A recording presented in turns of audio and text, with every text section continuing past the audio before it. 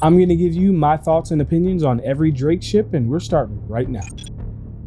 Thank you so much to all the supporters that make this channel possible. I am Subliminal, and this is a Star Citizen's Guide to the Galaxy. The 2951 Intergalactic Aerospace Expo is here, and on day 8, we're going to be showcasing Drake Interplanetary. This is unlike my usual content. Today, I'll be giving you my thoughts and opinions on every ship here on display, rather than any detailed stats.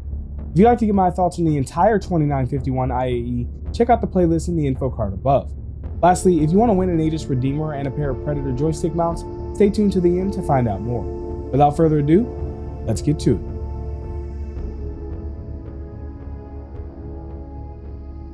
it. These are going to be my thoughts on the Drake ships that are here on display.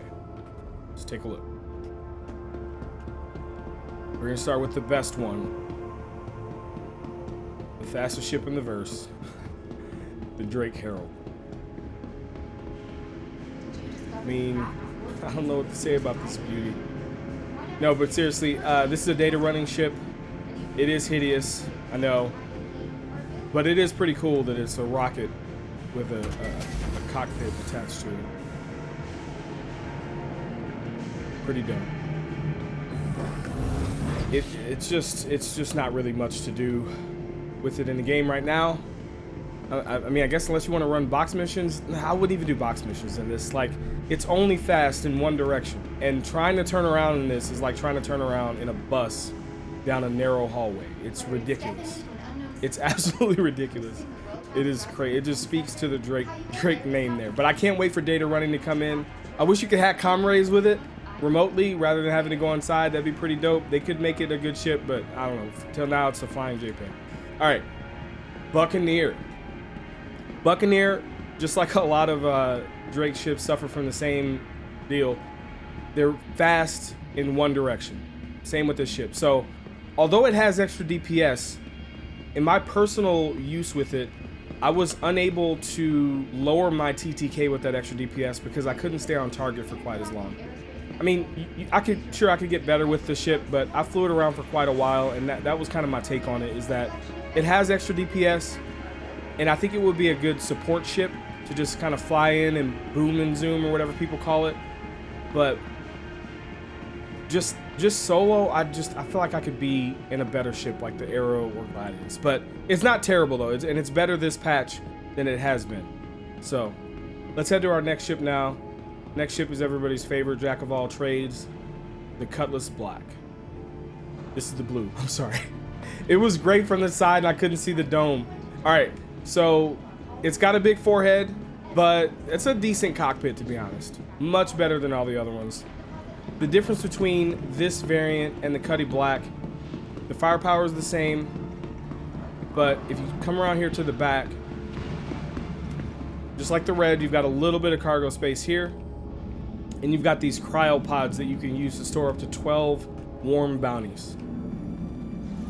I thought those were booty cheeks.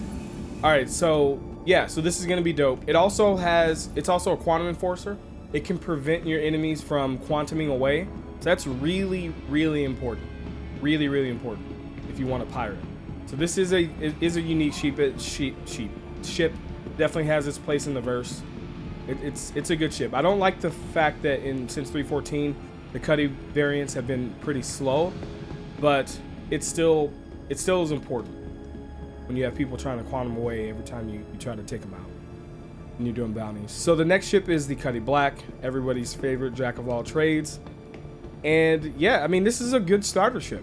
We got the same firepower as the blue mentioned before, with the size 3 weapons on the turret, 4 size 3 weapons for the pilot, and you've got cargo space. Cargo space you can use to tote around a land vehicle, SCU. It's a good ship. It could do everything. I kind of wish that they'd come over with like a pass, you know, because this is such an old design, but it is what it is. It's not terrible. Next up, we have the Cuddy Red, another important ship. It's got the same firepower for the pilot as the rest of the line, but it's missing the turret. And what you get in sacrifice of that, or what that was sacrificed for, is the med bay that it has in here. Now, this med bay does not allow you to respawn here if you die anymore. That was changed in this latest patch. However, you can heal yourself, so that can be pretty valuable. Next up, we have the Caterpillar, which got a price hike today.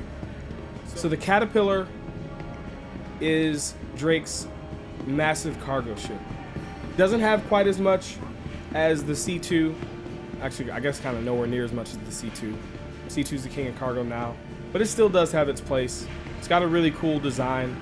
When the modularity comes in, that's going to be cool. You can actually like replace these pods with your own custom pods that do whatever thing. So that's going to be pretty cool. I really like the ship. Asymmetrical. It's dope. The pirate edition is now black, so that's pretty cool.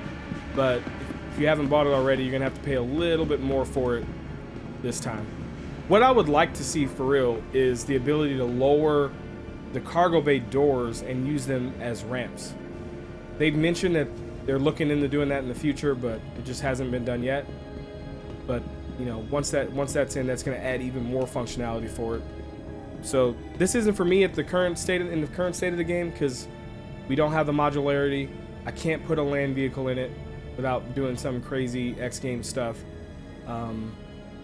So yeah, I mean it's a good ship. It's going to get better. It's going to get better. It does have a detachable command pod. This pod will actually detach. It's pretty cool. In lore, the pilots of these ships actually race these, so that's pretty cool. But this will be able to detach. So imagine being able to pick up, you know, your load from one place, detaching, picking up another load, and taking it somewhere else without having to wait for the offload time. So you might want to own 2 of these. All right, headed down the stairs, we have the Drake Dragonflies. So that's pretty cool. I hate bikes. The physics on the bikes right now are trash. Don't ever buy this with real money. You buy it in game for like 40K or something like that. But I hate the physics. I really do. All right, heading around the corner here to the Hollow Hall, we have the Kraken. Right? Yeah, it's Kraken. Dude, that's cool. Oh my god. Dude, that's Drake for you right there. Put all the thrusters at the back. Why do you need them on the side? Who turns? Who turns in this game? Yeah, I mean, it's the Kraken. It's the aircraft carrier in Star Citizen. Can't wait to see this in the verse. I'm going to be able to put like 100 arrows on this thing in the Make It Fit video. Yeah, I mean, it's the Kraken. Hella expensive, but it's going to be pretty cool. Can't wait to see not only this ship come into the game, but also like to have enough players to where it actually makes sense to do like a 50 versus 50 fleet battle. You know what I mean? This is the Vulture, if I'm calling it correctly. There's a couple V ships. I might have mixed up on that, but this is the salvaging ship that's coming with salvaging that just got pushed. Yeah, it's a small little salvage ship. I think that this is actually a good ship to buy. It comes with a prospector as a loaner. So if you wanted to get into mining, you can buy this ship for less than the prospector. You'll save yourself $10. You can buy a skin. I'm just joking. But you can save yourself $10 and you'll have a prospector as a loaner until salvaging comes in. I think that's a good deal. I think it's a good deal. I don't know anything about the... Well, let me not talk about it now. I'll talk about it now. Next up is my favorite Drake ship so far. And it's not even out. I'm not really a fan of JPEG ships typically, but the Corsair. The Drake Corsair. Like I said, I'm a really big fan of asymmetry. I feel like all Drake ships are asymmetrical. But the Corsair is Drake's answer to the Connie. It's going to have an absurd amount of firepower. Those are turrets there on the side. There's another one on the other side. There's pilot weapons. I mean, this thing is armed. It's asymmetrical. I mean, what can you say negative about this? Other than it's held together with duct tape and a dream, but I'm fine with that, you know? I'm fine with that. Let's go. This is my favorite Jake ship for real. All jokes aside. This month's ship giveaway is the Aegis Redeemer and a pair of Predator joystick mounts. There are 10 ways to enter, each giving you more points and a greater chance to win. To enter, just visit subliminal.gg/giveaway. Pro tip, the redeemed Twitch channel point rewards can be done once per live stream. If you enjoy my channel, there are so many ways to support it, ranging from free options like Prime Gaming subscriptions and sending out for UBC in the verse, sub club subscriptions, merch, to more generous forms of support. Head over to subliminal.gg to learn how. Your support in all forms makes this channel possible. Even your viewership, liking, and subscribing goes a long way. To continue watching, here's a video I think you may like. Here's a video YouTube thinks you may like. And until next time, citizens, I'll see you in the verse.